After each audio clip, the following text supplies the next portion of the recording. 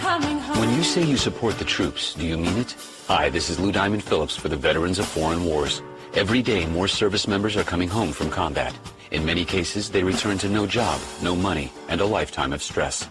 That's where the VFW steps in, providing emergency financial support with their Unmet Needs program. For over 100 years, no one has done more for veterans than the VFW. Please help us help them by calling 1-855-9-HELP-VET. And once again, welcome to Saturday Morning Live with Sal Santori. We're glad you're here. And today's going to be a great show. A happy birthday show and wish to Miss Christine Marie Crump. I want to wish Christine Marie a special birthday shout-out. I got the fortune of having a brief conversation with her just learned a tiny window of how tough the demands can be as a highly skilled surgeon. And I'm hoping to bring Christine Marie on the show at some point to discuss and share with us the human side when it comes to the expectations and realities of being a professional person in the medical field. So you can follow us on Facebook.com/Santori Live, also on YouTube and Instagram. I'd suggest you simply Google Sal Santori and follow whichever platform you best prefer. I want to let you all know about one of my great friends who is no doubt one of the hardest and smartest working guys I have the pleasure to know. He's also one of my mentors, Mr. Pat Garrett. Pat asked me to remind our listeners that there are only a couple of days left before Valentine's. So if you're looking to find sheepskin coats, hats, slippers, seat covers, vests, sheepskins and deerskin gloves, belts, motorcycle jackets, chaps, rugs, cowboy boots, cowboy hats, leather hats, sheepskin motorcycle butt savers, saddlebags, purses, work boots, snow boots, biker gloves. Good Lord, too much stuff to mention. So head on in today and let Pat know or Susie know that Sal sent you and receive a nice little discount on your purchase. They're open every day, 8 a.m. to 6 p.m. at the Pat Garrett Sheepskin Outlet, Route 78, at the top of Strausstown Exit 19. You can call ahead at 610-488-1782, or you can visit Pat at www.sycophus.com. Again, they're open every day from 8 a.m. to 6 p.m., and that's on Route 78 at the top of the Strausstown exit number 19. So our guest today is going to be Mr. Evan Davis, and we'll give him a minute or two to call in. He's extremely busy. I talked to him earlier, and he said he had to go out on a emergency call. One of his clients' customers had a issue come up, and Evan just dropped what he was doing and ran over to visit with him. So we can go ahead and expect Evan's call at any time here. In the meantime, I think what I'll do is give us a good old spy balloon update. And I have some information here that the U.S. officials released details on the Chinese, what's James? Jimmy, the engineer, is telling me I forgot to mention the phone line for Evan to call in on, and that would be 717-455-7086. So Evan, when you break free, give us a call, and we'll be happy to pick up our discussion from last week regarding veteran-owned businesses and how you become a veteran-owned business owner. So anyway, the U.S. officials released details on the Chinese spy balloon that was shot down Saturday. Investigators began to analyze the parts of the craft collected from the ocean surface. Now, I don't know about you, but balloons, evidently, it would have to have been made with some quite sturdy material, as they always are. But to begin to analyze parts of the craft, I kind of suggest it may have been more than just a happy weather balloon or spy balloon. I think China's claiming it was a weather balloon. But they're analyzing parts of it that they're collecting from the ocean surface. And the main electronics payload reportedly the size of a mid-sized plane has not yet been recovered from where it sank. Wow. An electronics payload reportedly the size of a mid-sized plane. What in the world were they flying over there, man? Something tells me it wasn't just, gee, wow, there goes an advertising balloon for Sal Santori's radio show. In fact, the officials are claiming the spy balloon was equipped with several antennas, solar panels, enough to indicate the presence of multiple intelligence collection systems, likely including high-resolution photography and audio collection of both encrypted and public signals. Whoa, now we're getting into some stuff here, huh? And now analysts observed that craft's trajectory traced a path approximate to several sensitive U.S. military sites. That's interesting as all get out. Analysts observed that craft's trajectory traced a path proximate to several sensitive U.S. military sites. I think we're taking the Cold War to another level here. And the system is said to be part of a much larger Chinese program of spy balloons known to have surveilled at least 40 countries. Wow. I don't know about you, but that's kind of scary to look at it. China could afford to lose a third of their population and still fight a war. That's incredible. So not only do they have personnel dominance, I would venture to think since everything is bought from China, they may have an edge on a whole lot of intelligence type of apparatus that the world uses. And as we saw with the chip situation, the microchips, and who knows how much that shortage was manufactured compared to the gas shortage of the 70s.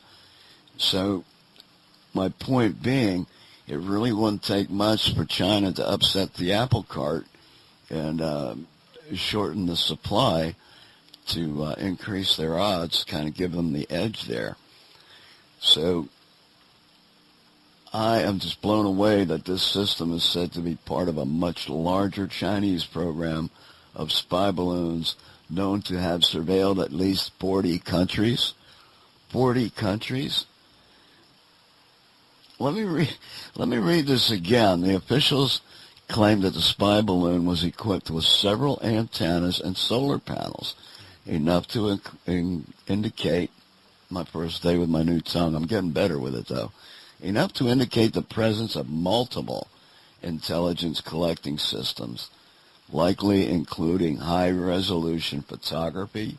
And we already know the satellites can zoom in on your location with ease and get a really high-resolution photograph of an individual, if so desired. But here's this balloon flying much closer, and it's likely including high-resolution photography and audio collection of both encrypted encrypted and public signals. So our cell phones are sending out what's supposed to be encrypted data. So here we are, we have the Chinese flying over in their happy balloon, and they're just eavesdropping, picking up whatever it is they want, if they're able to pick up encrypted and public signals. And the trajectory was traced to a path approximate to several sensitive military sites. So what are they planning to do here? They planning to zap some military sites so they can knock them offline, so to speak. Doesn't seem really too good of a situation. I think some things are coming together here globally that have been on the drawing board for years, and now they're really starting to be pushed into action. And I'm going to venture out, and this is my opinion. Obviously, you've known me for years, and I'm a conservative and a veteran of the U.S. Army, so I'm a conservative veteran talk show host. And I'm going to venture out here with my speculation that a lot of stuff is going to be coming to fruition prior to the next elections. The expectation being that Donald Trump is going to become president again. And we all know his tolerance for chicanery, shenanigans on the world stage was like zero. Nobody messed with us. They had a good enough time while Obama was in there, and just made fools of us, didn't take America seriously, boarded our ships, took our sailors hostage, really didn't care. It's like, the U.S. who? Oh, yeah, that's right. You got Obama in there, so we're not worried about anything. So once President Trump came on board, it was a whole different world out there, and the course of action was the U.S. became respected again. So now we have Sleepy Joe in there, and for the life of me, I cannot understand how a person as feebly minded as Biden is actually the leader of our country. How does that happen? How do you put somebody in there that's like not just asleep at the wheel, but incapable of waking up at the wheel? That's a whole new conversation that we can get into, but we'll let it go for now. But suffice to say, stuff's going to be hitting the fan, folks. Russia is really positioning themselves to establish a hot Cold War. And by that I mean the old Cold War coming back, but coming back as a hot war, World War III. When Russia was doing their buildup along Ukraine and talking about its training exercises, what military needs 100,000 people on a training exercise to mount the border of another country? And then, who are the fools to believe that, no, we're not, this is not an act of war. We're not planning to invade. Oh, no.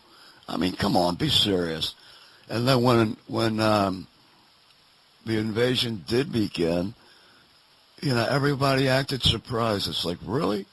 Come on, give me a break. It's like, seriously. So what that tells me is there's a whole lot of things on the drawing boards of the powers that be that are going to be coming to fruition before Mr. Trump gets back in there to change the odds, change the score, and get America back on the board of respect. So we're wondering where Cousin Evan is, and I think what I'll do is I'll go ahead and I'll place a call to him right now, and we'll see just what our buddy's doing out there. In the meantime, as you learn that I am able to multitask, I'm laughing at that. James, the engineer's laughing at that, and it's kind of like, okay, my friend, you're the only one that thinks that's funny. So we're going to get Evan on the line here and see what he has to say. Yeah, okay. I think last time on the show the volume for Evan was like way high. Hey, man. Hey, is this Mr. Evan Davis? It's not. I just took his place. Oh, okay. Okay. I just walked in. Did you really? I guess you didn't. I guess you didn't see the camera over your front door, huh? I just put it there last week, Wednesday, I think it was. I figured if China can do it, why can't I? Yeah, right. Exactly. Yeah, I mean, I speak several versions of Chinese, several dialects, like Hu Flung Poo, what happened you, you know. So how you doing, man? Are you able to get settled in while I have you on the phone here, or how are we looking? Yeah. I just walked in. I'm going to go to my office and throw that chair out the window and then get in our chair in there. I remember that chair. Okay, take us with you, and we'll be glad to continue on. Oh, okay. Yeah. All right. Well, let me get upstairs. Okay. All right. And, go ahead. What I'll do is I'll break to another non-recorded commercial. How's that? Go ahead. Yeah. Go ahead and then just let me know when you're back. Okay. All right. Okay. Okay. All right. So, again, I want to wish Miss Christine Marie Crump a very special birthday shout-out. No, that would be Joe Biden shout-out. Or maybe somebody Dutch saying, hey, now, let's shout-out to Christine Marie Crump now. But unfortunately, I don't think Miss Crump would totally appreciate the Dutch part. She is not, that I'm aware, Pennsylvania Dutch. Even though I haven't gotten to really speak with her to explore much more than the fact that the window that I got to visit with her through, I was able to take a peek at just how tough the demands can be on a highly skilled surgeon. And I'm hoping at some point to bring Christine Marie, on the show to discuss and share with us the human side of it. You know, that's a part that no one gets to see other than other medical staff personnel. You know, as a patient, you know, that's an obvious situation. There's not a whole lot to embellish on there. As the family of the patient, you have a short interaction with the staff, but you don't see behind closed doors. You don't see when nobody's looking, you know, what they're feeling, how they're doing, how they're experiencing gain, loss, plus or minus. So, well, I'm hoping to be able to spend some time with Christine Marie and delve into that a little bit. And as I said before, you can follow us on Facebook.com /Santori Live. And we're also on YouTube and Instagram. And probably your best bet is just go ahead and Google Sal Santori and pick one of the platforms that is your most favorite. And follow us, get involved, and give us some comments.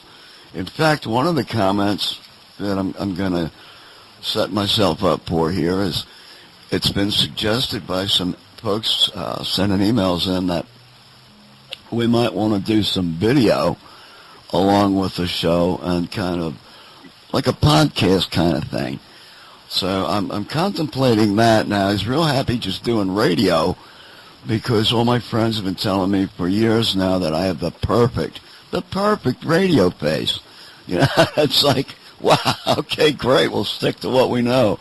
And when I brought up the possibility of doing some video, my friends were telling me, you know, speaking of video, you have the absolute best voice for silent movies, you know, if you want to get into doing some silent movies.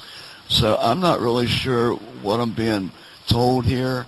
I'm not sure really what to make of this, that I have an excellent voice for silent movies and the perfect face for radio.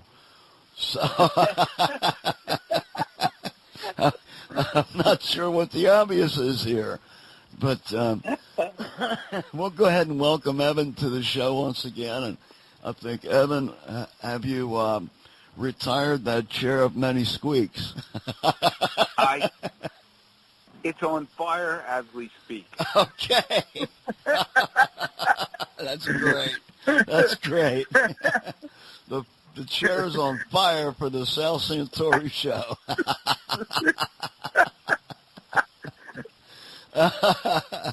Well, we'll name that a Native American chair, and we'll call it the chair of many squeaks. There we go. Yeah. That'll work. Yeah. So how you doing, man? What's going on? Tell us. Pretty good. I'm just wrapping up some jobs locally here as far as the electrical work goes. But sort of, I hurt my back a while ago, about 2 weeks ago, and I don't know. It's still kind of wishy-washy. I'm getting some PT on it though. A very good person named Bethesda. Yeah, Bethesda Physical Therapy. Great stuff. Okay. Now, is the company named Bethesda, or is there actually a therapist named Bethesda? No, the therapist's name is Nancy Wertman. And, okay.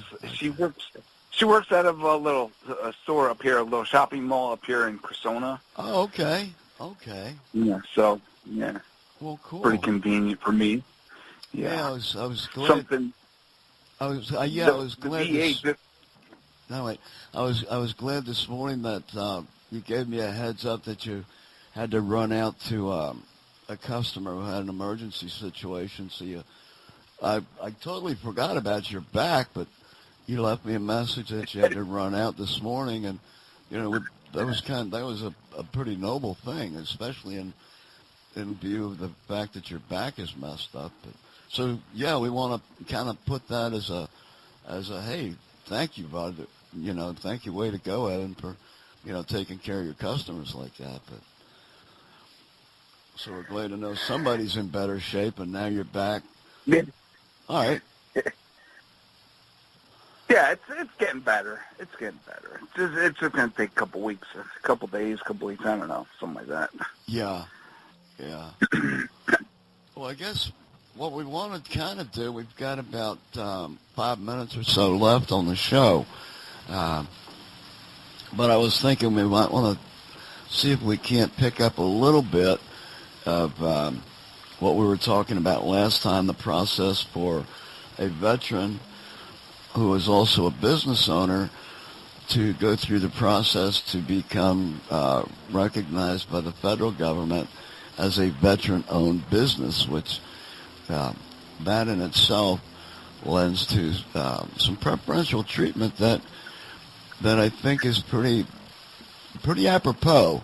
Another way to thank our veterans. So, last time we talked about getting the paperwork together, starting with the service officers, the VSOs, either at like a Legion, a BFW type thing, and hoping they can point you in the right direction. I believe you mentioned Scranton last time was where you found the folks that were kind of the next step to help you along.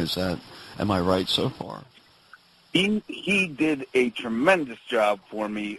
Those guys up there, they just recently changed their name, as a matter of fact, to Apex Accelerator. Okay. So before they were just simply PTAC, the what is it called? The acquisition, procurement and technical assistance, or something like that. Okay. And okay. Yeah. Like Procurement Technical Assistance Center or something along those lines. Yeah.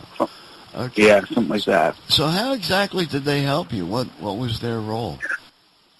Well, the first thing was they knew they had their contacts. This guy had everything down pat. So they help people with certifications. Like for this, I was had to deal with the Department of Veterans Affairs and the CVE, the Center for Verification and Evaluation, and pretty much they took the horns and ran with it. So as far as my business certification, that's where it all came from. So they knew who to talk to in that department. So they were the huge connecting link. They're very, very large. Yes, I wouldn't even know how to do it if I were to do it just by myself. I think it takes many people to go through and do something like this. Get all my evaluations, my small business, my disabled veterans, veteran-owned small business, all of that. Very difficult. Now back up. Let me back you up here for just a second. You mentioned disabled. Tell us a little bit about that. As far as you specifically are concerned, how did that affect you? Well, so they looked at my percentage rating. So they call it VA. It was attached to the VA. It was military connected. Okay, it was service connected. So I was at 10% initially from my knee. Okay. Then I went to 30% after they worked on my knee. So, I mean, that 10% was enough to just go ahead and confirm that service-disabled, veteran-owned small business. Okay. So that's how that happened. Yeah. Okay, so what type of additional benefits might that lend to you? Well, so at the very top of the small pool of, well, let me say it this way. What they're trying to do is inject the service into jobs. Like if there was a government job, say a state job, and they were building this building, and so at the top, they would look for veteran-owned small businesses, and the only field that's bigger than the service disabled is a woman-owned, veteran-owned business. Okay. So they'll pick. So companies that need to get a percentage of all those categories of veteran-owned businesses. So and there's also another topic called the hub zone. That's an 8A. That's what that's called. Okay. So I was picked. So when I do get one of those jobs, I will fulfill a company's percentage of a veteran-owned small business. Okay. That they're going to hire. Okay, so they basically have. I guess we'll just put it into layman's terms, like an affirmative action plan relative to veterans and veteran-owned small businesses, whether it be including disabled, and I guess I'm understanding that at the top of their quota requirement and need is the female veteran-owned businesses. Is that pretty much accurate? Yeah. Then it goes. Then the pools get larger as they go down. Okay. From all the way down to the veteran-owned small businesses. So those couple categories would fulfill the requirements of a company's percentage of hired. Okay. That's how. Now the company that you're talking about, when you say the company, that's the developer or the manager of a project, the company that's okay. Yeah. Okay. Yeah. Okay. That makes sense. So we have so now that's a whole different topic there. I was going to say, how does a company get involved with the VA to get into that queue to hire veteran-owned businesses? But that's a whole different question to delve into. And I wish I would know. Show. I wish I would get. When you need an electrical contractor, what is the most important thing to your family? Safety, right? The good folks at County Electrical and Mechanical want the exact same thing for your family. In fact, they put every effort into their work to offer a safe, custom solution unique to your needs. Whether it's upgrading equipment, adding outlets, or a brand new service, commercial or residential, their goal is to satisfy every customer requirement safely and promptly. When you want to have work done and know your family is safe and the work is done right the first time, call County Electrical and Mechanical at 570-527-8107. That number again is 570 527-8107.